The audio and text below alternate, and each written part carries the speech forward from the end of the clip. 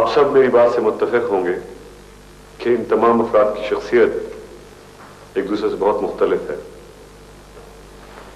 आपने ये भी अंदाजा लगा लिया होगा कि हर साइकोलॉजिस्ट का फर्ज है कि वो खुद सोचे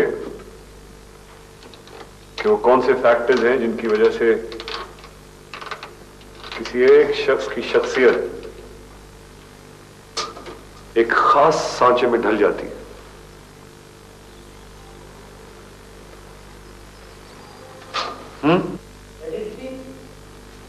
You're right.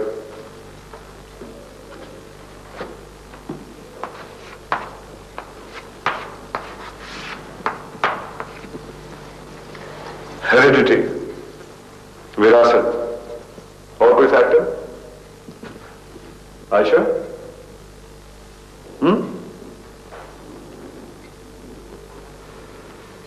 Come on. Anybody? देखो बच्चों, मैं जानता हूं कि इन मॉडर्न टाइम्स में आप लोग जल्दी बोर हो जाते हैं, लेकिन प्लीज आज आप मेरे साथ मिलकर एक बहुत बारीक मसला तय करेंगे। प्लीज। बिल्कुल ठीक। माहौल।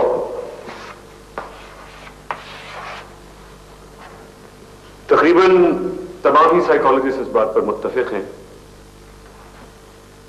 कि माहौल और विरासत के रद्द अमल से पर्सनालिटी बनती है। लेकिन आज मैं आपको एक और फैक्टर के बारे में बताना चाहता हूं, और वो है मोहब्बत।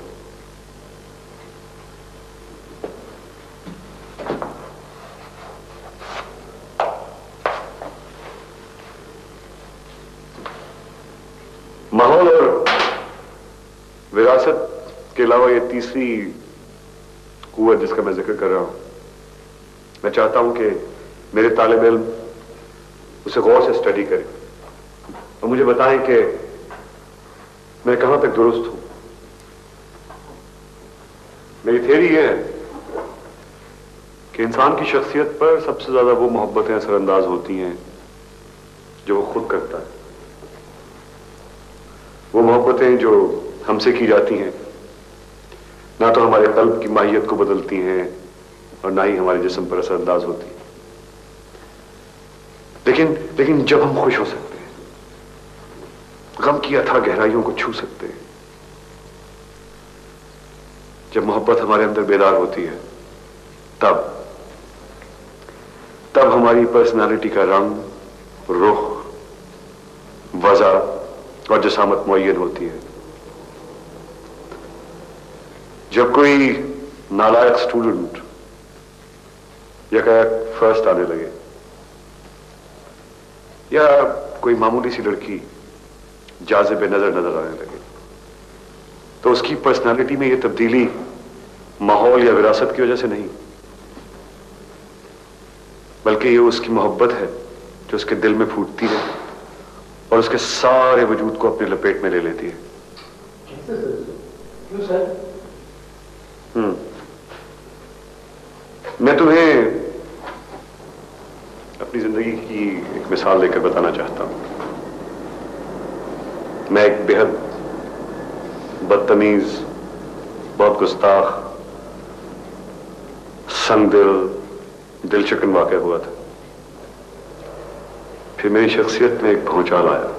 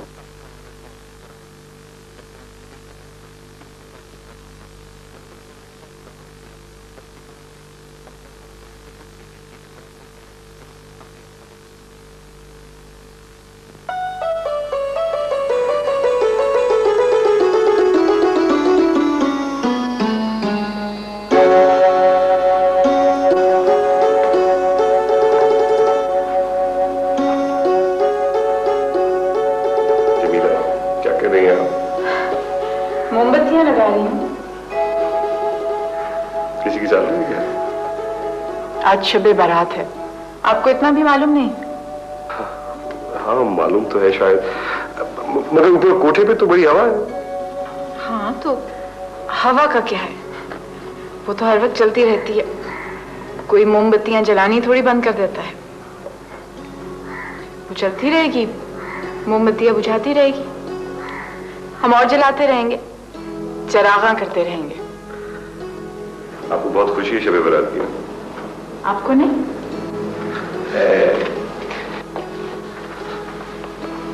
लेकिन रस्मी सी। क्यों?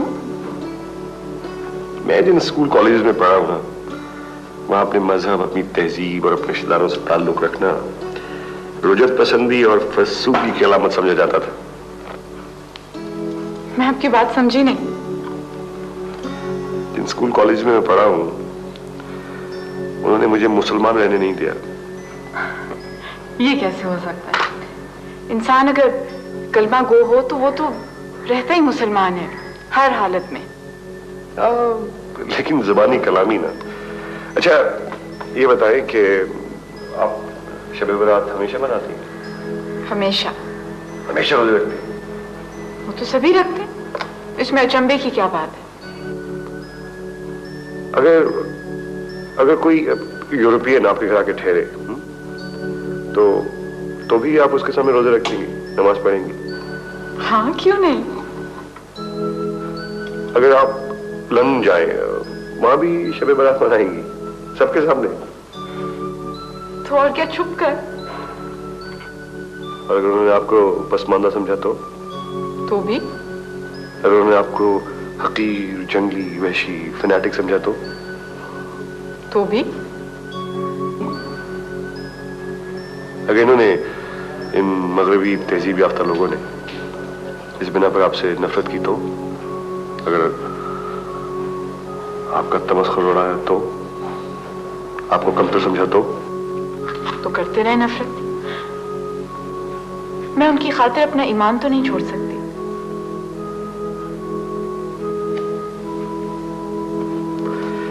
एक तकाद हो ना तो आदमी कितना सुखी रहता है, दूसरों से, अपनों से, खुद अपने आप से। क्या हो तो सुखी रहता है? लाइए माचिस मुझे लाइए ना, आग लगाने में मैं बड़ा माहिर।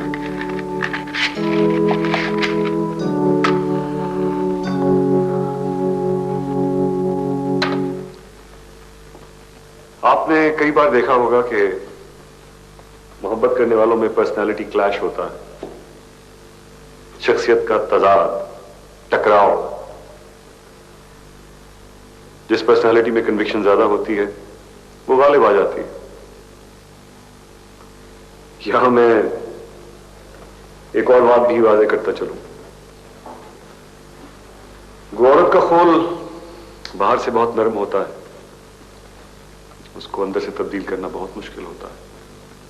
उसके बरक्स गुमर्द का खोल बाहर से बहुत सख्त होता है, लेकिन अंदर से उसका गूदा नरम होता है और बहुत जल्द असर पजीर हो जाता है। बाहर क्या, जो पार्टी भी मात खाती है उसके अंदर लर्निंग का, इक्तिसाब का अमल जारी हो जाता है, जो हर किस्म की रीइंफोर्समेंट से तेज होता है और बड़ी तेजी से शख्सियत बदलने में मदद देता है।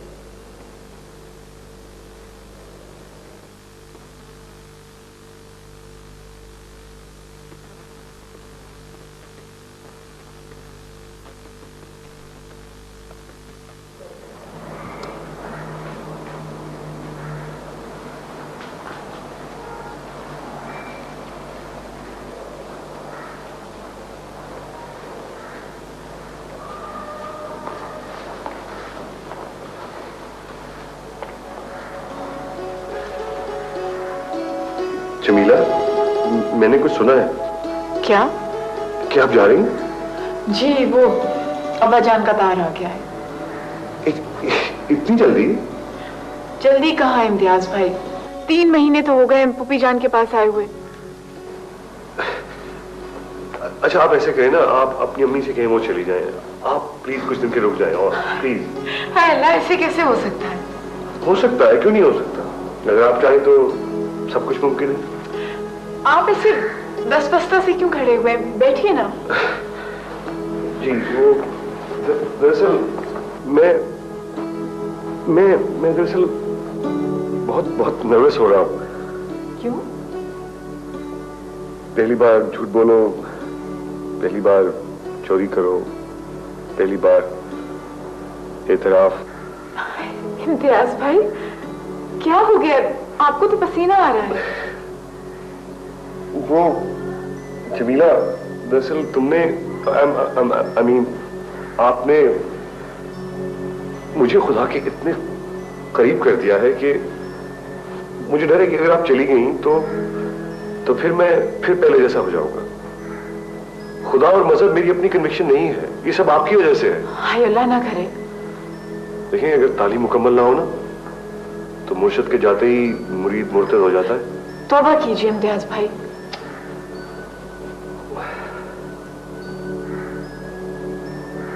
जमीला जी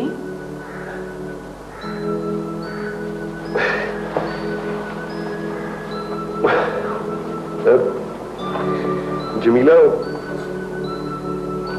मुझे तो ये भी नहीं मालूम कि इजहार मोहब्बत कैसे किया जाता है। इम्तियाज भाई आप शायद गलतफहमी का शिकार हो गए हैं। क्या? मेरी तो मंगनी हो चुकी है। मुझे मालूम है। और मुझे आरिफ से बहुत मोहब्बत है, बचपन की मोहब्बत।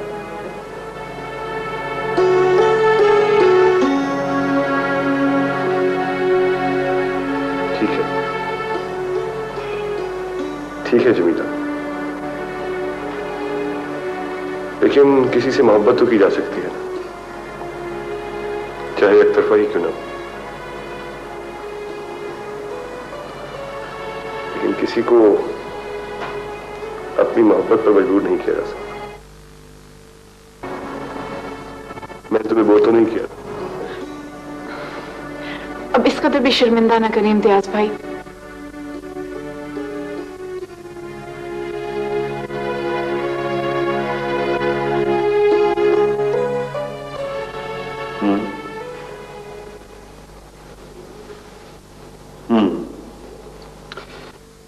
ठीक है सुनो बेटा, लेकिन किसी भी इंसान को इल्म कुल तो नहीं होता। मगरिब के साइंसदान भी तलाश कर रहे हैं, हम भी ढूंढ रहे हैं कि इंसान की पर्सनालिटी पर किस बात का सबसे ज्यादा असर होता है। आप इजाजत नहीं देंगे हमें तलाश की?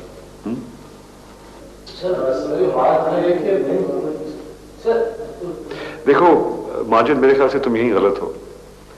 कई बार महबूब तुम्हारे गिरदोपेश का हिस्सा नहीं होता। किसी नजरिए की मोहब्बत, सूफी की खुदा से मोहब्बत, इश्तराकी की मार्कस से मोहब्बत, नजरिया, खुदा या दफ्तर महबूब, ये सब माहौल की चीजें नहीं है। दूर बैठे महबूब से मोहब्बत होगी तो उस शख्स में तब्दीली जरूर आएगी, हालांकि वो उस माहौल का हिस्सा नहीं है। तो भाई माहौल से मत बांधो, इस कदर सख्ती से मत बांधो।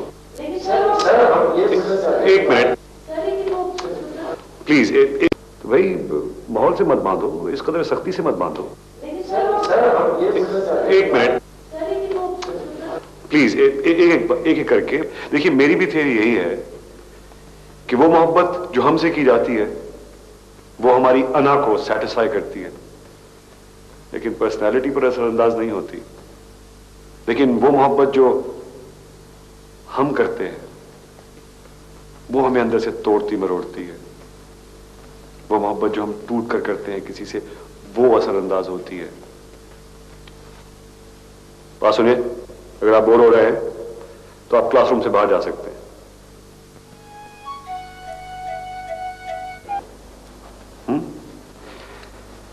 तो मेरे बेटे, जरूरी नहीं है कि महबूब तुम्हारे गिरदोपेश या माहौल का हिस्सा हो। मैं तुम्हें अपनी लाइफ से एक और मिसाल देकर बताता हूं।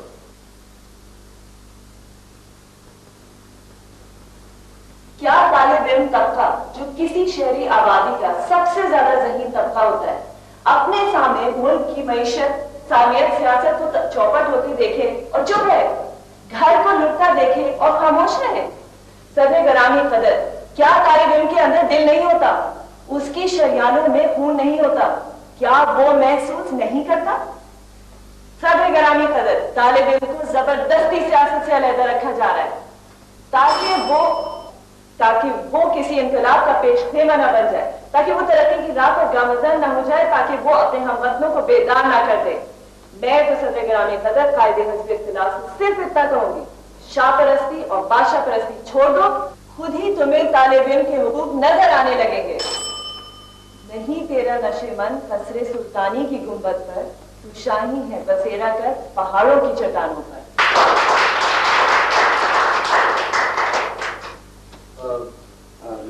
जी, आज आपके डैडी के लंबे नजर नहीं है। डैडी तो स्विट्जरलैंड गए हुए हैं सर। अच्छा अच्छा, कब? ये कोई 20 दिन हुए हैं, मम्मी भी गई है सर। अच्छा, आए तो मेरा सलाम जरूर करिएगा। You did very well. Thank you.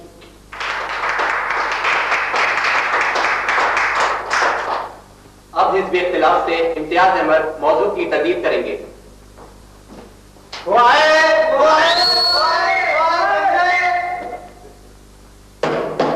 Please मैं आपसे फिर रिक्वेस्ट करता हूं कि स्पीकरों को बोलने का मौका दीजिए।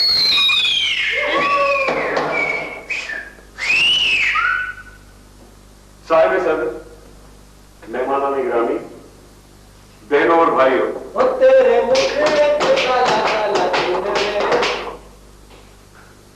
कायदे अवाम और उनके हम ख्यालों ने जिस शिद्दत से तंगनजरी और शोविनिज्म का मुजाहरा किया है, मैं उस तरीक को अपनाना नहीं चाहता। तालीम और सियासत दो अलग अलग मैदान है। एक की तकमील के लिए दूसरे से रहती नागुज़ीर है। खिलाड़ी जब खेल में दूर निकल जाता है तो पढ़ाई से कट जाता है। तालिब इल्म नहीं रहता, सिर्फ खिलाड़ी रह जाता है।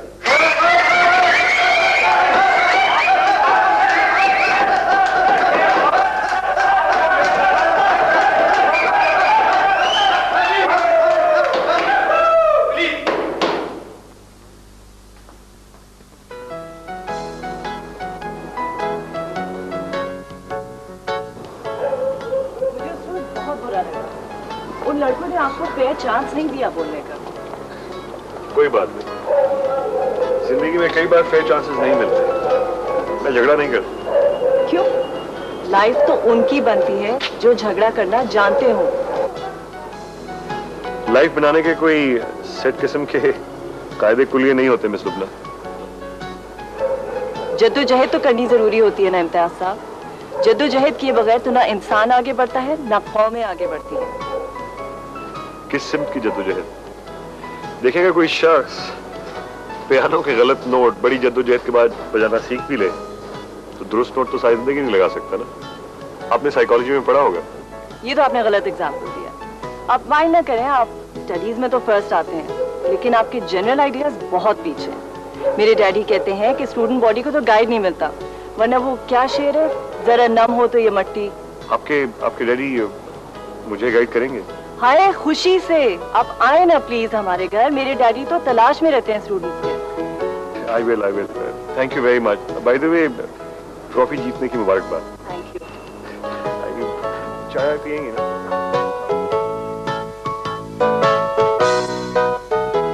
गालिबन सर, तालिब इल्म तो अपनी जान नहीं बचाता। गालिबन। आप डैडी की बात सुने, इनके दलाइल आपको कायल कर देंगे। मेरी स्पीच भी डैडी ने ही लिखी थी इम्तियाज।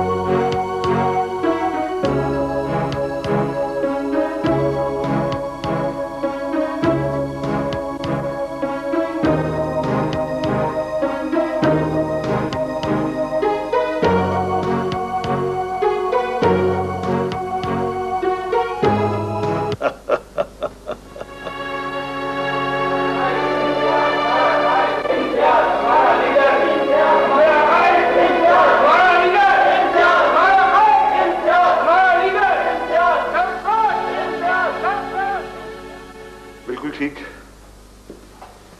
किसी के मोटिव को एनालाइज करना इतना आसान नहीं है, लेकिन मैं ये समझता हूं कि मैं उस वक्त जेन्युइन तौर पर अपने आप को सियासत के लिए वक्फ कर देना चाहता था, और मेरी कंडीशनिंग लुबना की मोहब्बत नहीं की थी, वो मोहब्बत जो मैं उससे करता था। मैं लुबना में रत्ती भर तब्दीली पैदा नहीं कर सका,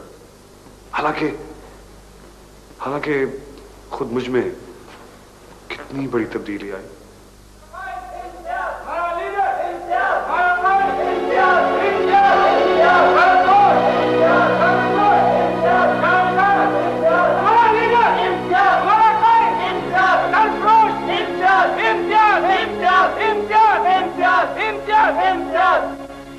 सर, ये लोग हमें अंदर नहीं आने देते थे, बाकी लोग बाहर खड़े हैं सर।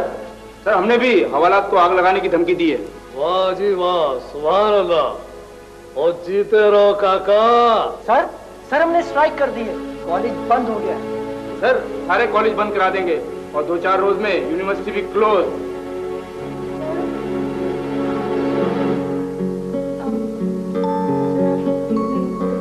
कुछ लिख देंगे? मेरी माँ की तो तबीयत खराब थी, आपने क्यों जहमत? सर, वो मैं आना तो नहीं चाह रही थी, लेकिन इन लोगों के डर से आ गई। आप लोग अपनी अपनी जगह जमे रहे, अगर कोई प्रॉब्लम हो ना तो लुबना के फादर से मिल लेना, मैं रेफरेंस दे देना उन्हें। ठीक है सर। 5 साल से वही मुझे गाइडेंस दे रहे हैं। सर आपकी रिहाई के लिए कोशिशें जारी हैं, सारा प्रेस हमारे साथ है। सर, सारे शहर को आपसे सिंपैथी है। सर, शहर के बड़े बड़े मौजूद लोगों से राब्ते किए हैं सर आपकी रिहाई के लिए। वाह, सबके जामा, और जीते रहो भाई, शाबाश। और मेरे ओके सर। चलो भाई चलो, हमारा खाए, हमारा खाए।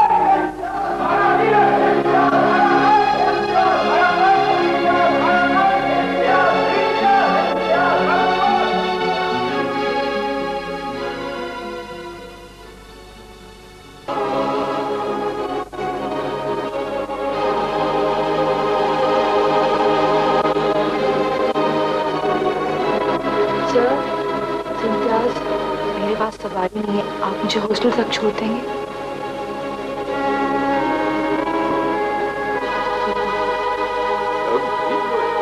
ऐसे कैसे? भाई कोई रोटी शोटी खा के जाओ ना, इतने अरसे बाद आए हो हैं?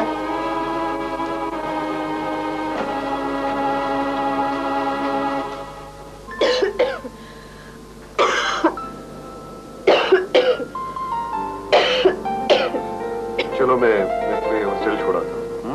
नहीं सर, अभी ठीक हो जाऊंगी मैं, सांस आने लगेगी। तुम्हें ये दमे का अटैक हुआ कब था? 4-5 साल हो गए। मुझे निमोनिया हो गया था, फिर मैं ठीक हो गई थी बिल्कुल।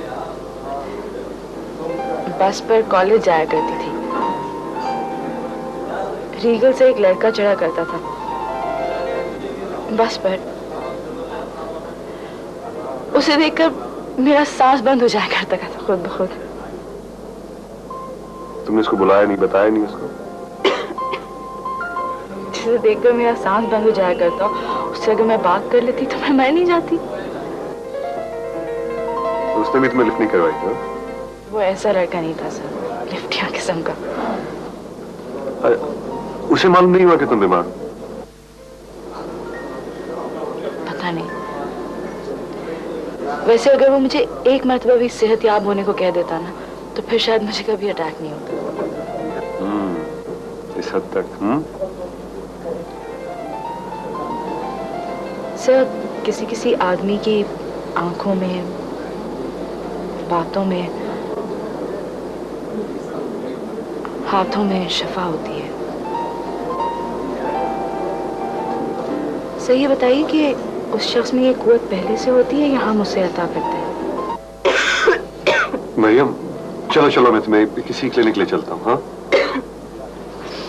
सर, मुझे किसी डॉक्टर पे इत्मीनान नहीं है।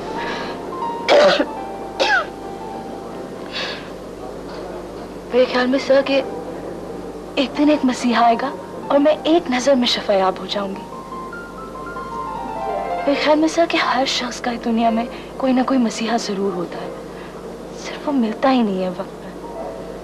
वो सब कुछ सही कर सकता है, रूह में एक नई कुव्वत फूंक सकता है, जहन को जिला बख्श सकता है।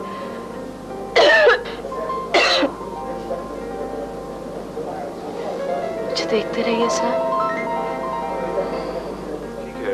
ठीक है बच्चों, मैं आपसे डिसएग्री तो नहीं कर रहा हूं। दूसरों की मोहब्बत के असरात को निगेट नहीं कर रहा हूं मैं। दूसरों की मोहब्बत, बेरुखी, नफरत, चिड़चिड़ापन सब इंसान पर असरअंदाज होता है। ठीक है आपने आयशा, किसी के मोटिव्स को एनालाइज करना इतना आसान नहीं है। आप मेरे स्टेटमेंट को एक बार फिर गौर से सुने। जो बच्चा मां से मोहब्बत करता है वो मां की मर्जी के मुताबिक ढलता है, और जिस बच्चे से मां मोहब्बत करती है वो मनमानी करता है, लाडला होता है, स्पॉइल्ड होता है। क्या? हाँ।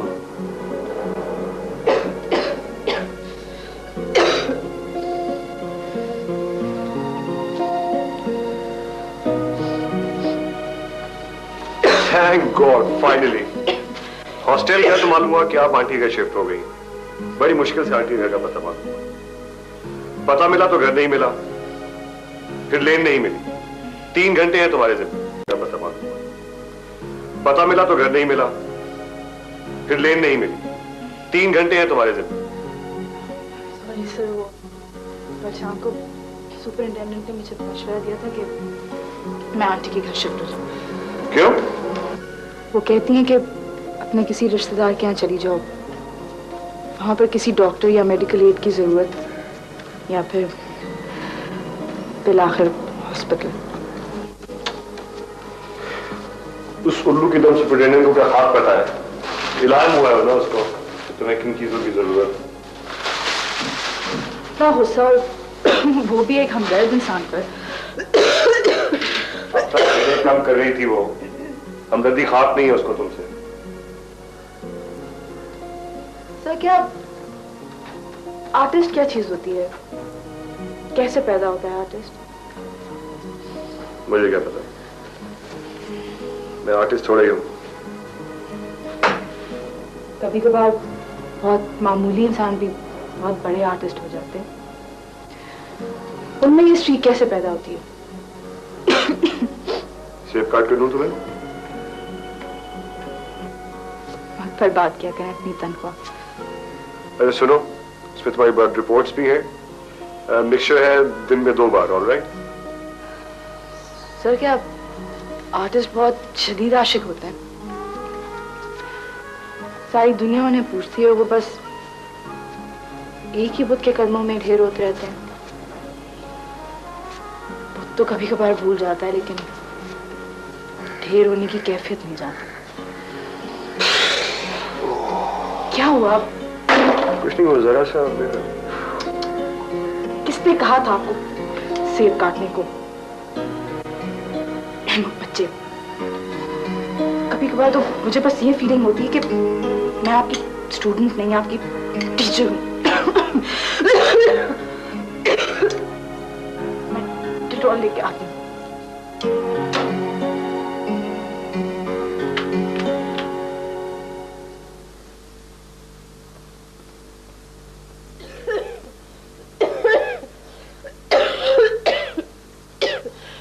मरियम, मैं आंटी को फोन करके आता हूँ।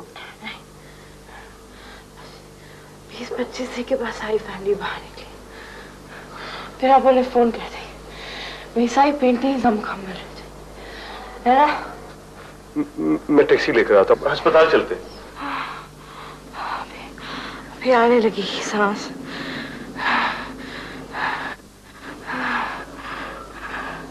बस पेंटिंग का अंजाम और कुछ नहीं। वहां ऑक्सीजन का इंतजाम हो सकेगा? हाँ? मत करें सर, चुप रहे।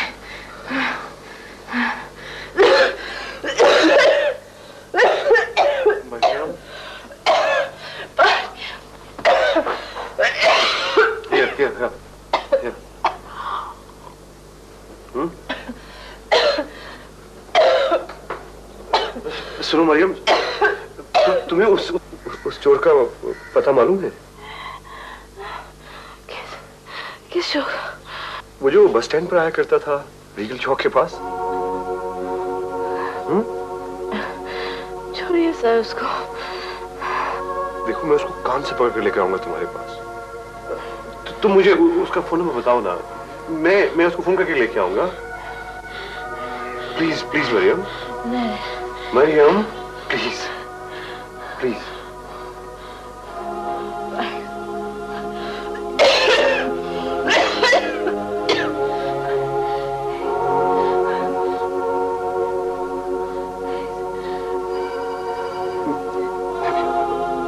सर, इम्तियाज, प्लीज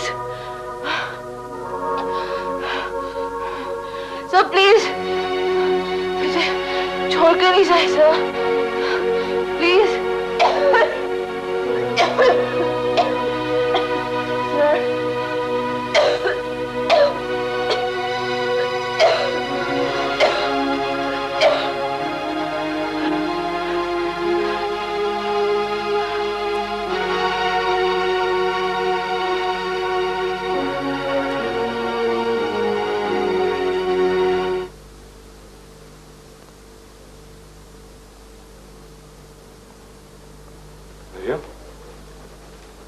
मरियम, मरियम, मरियम,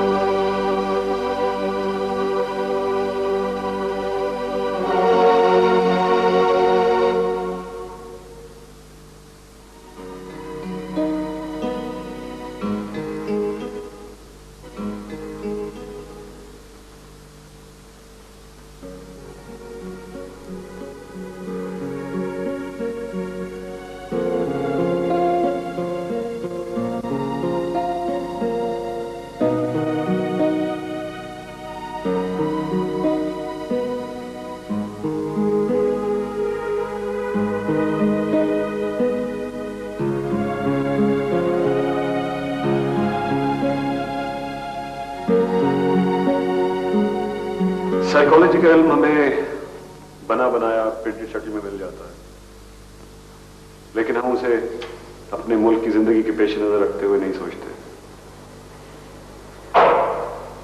मैं आपको सोचने की दावत देता हूं। अगर किसी शख्स को आप कुछ अर्सा भूखा रखेंगे तो वो भूख से मर जाएगा, लेकिन अगर आप उस पर जिन्स के दरवाजे बंद कर देंगे तो वो नहीं मरेगा, जिंदा रहेगा। ये ऐसी भूख नहीं है, ऐसे ही इसे हवा बना दिया गया है, जैसे सांस ना आ रही हो, जैसे ऑक्सीजन कमियाब हो। जब कोई शख्स किसी से मोहब्बत करता है और मोहब्बत में नाकाम हो जाता है तो वो मर क्यों जाता है? जिनसियत का नेमुल बदल है, मोहब्बत का कोई नेमुल बदल नहीं है। सिर्फ मोहब्बत इस तरह जान ले सकती है जैसे ऑक्सीजन की कमी। इतनी बड़ी कुव्वत है मोहब्बत।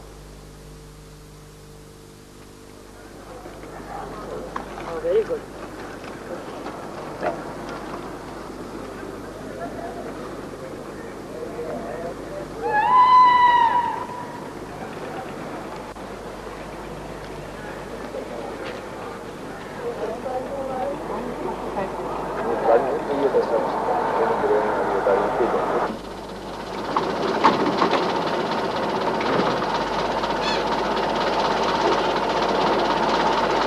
खलील,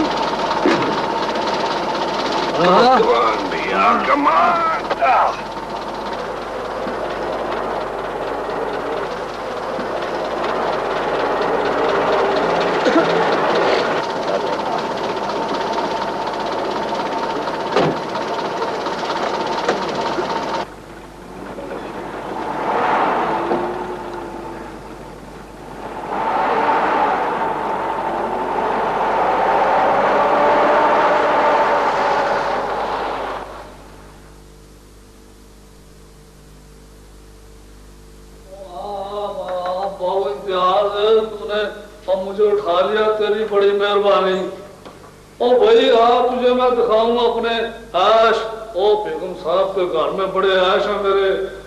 ओ आ, मैं तुझे बताता हूँ।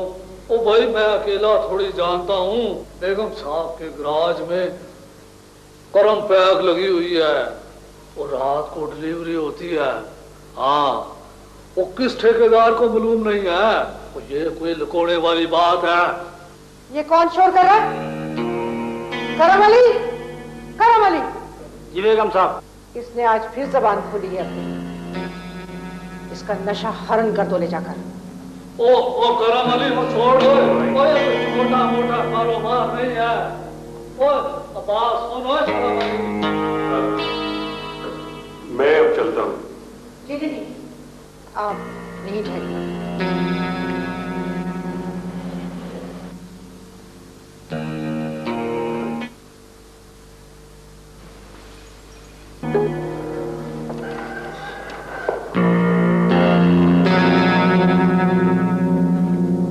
अस्सलाम वालेकुम जी, मेरे ख्याल से मैं चलूं, बहुत देर हो गई है, फिर कभी आऊंगा इंशाल्लाह। कुछ देर तो बैठिए, मुझे शुक्रिया तो अदा कर लेने दीजिए। शुक्रिया की क्या बात है? क्यों नहीं, अगर खलील किसी पुलिस वाले के हाथ लग जाता ना, तो मेरी कोठी पे छापा पड़ जाता। दरअसल खलील को तो मैं काफी अरसे से जानता हूँ, तकरीबन 10 साल से। आप उसे कहाँ मिले थे? जेल में मिला था। हाँ, मैं तो डरी गई, मैं समझी शायद आप कोई पुलिस वाले हैं। बैठिए ना। जी, बहुत बहुत शुक्रिया। क्या लीजिए?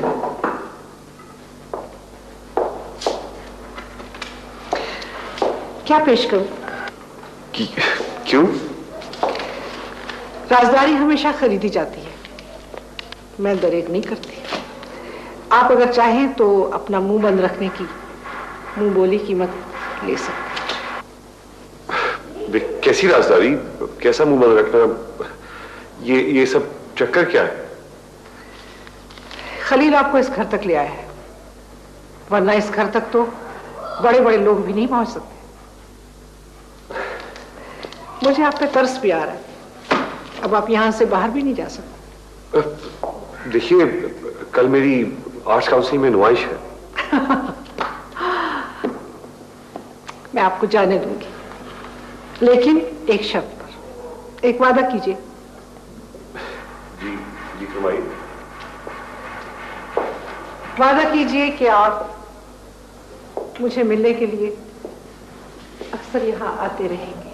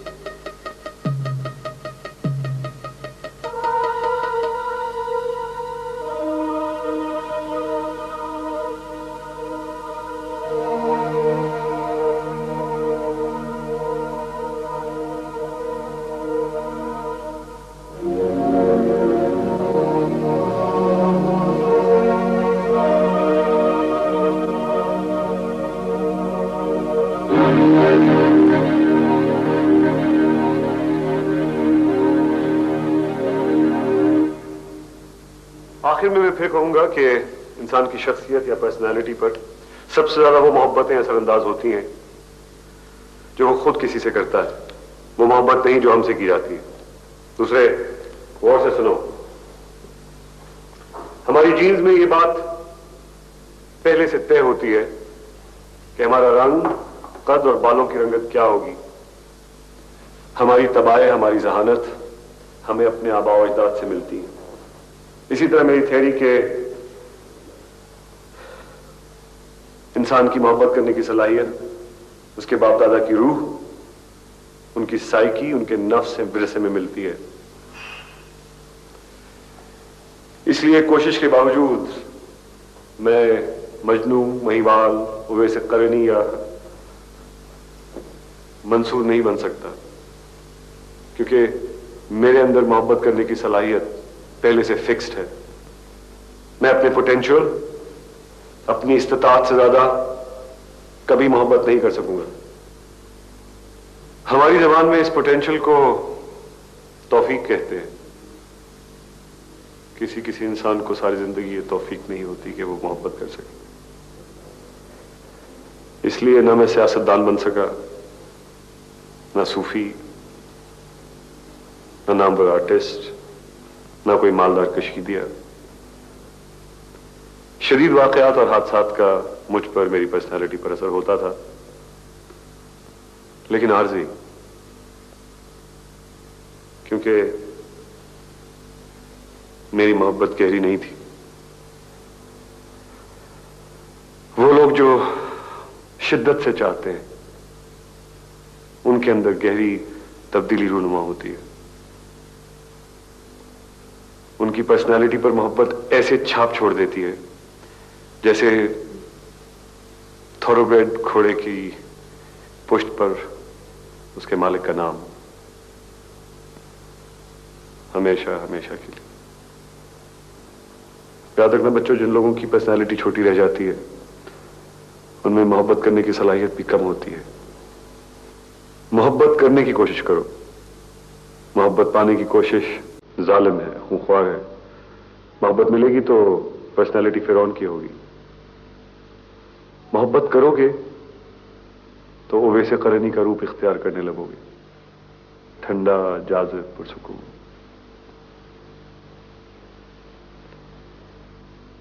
तुम्हें कौन सी पर्सनालिटी पसंद है? By the way,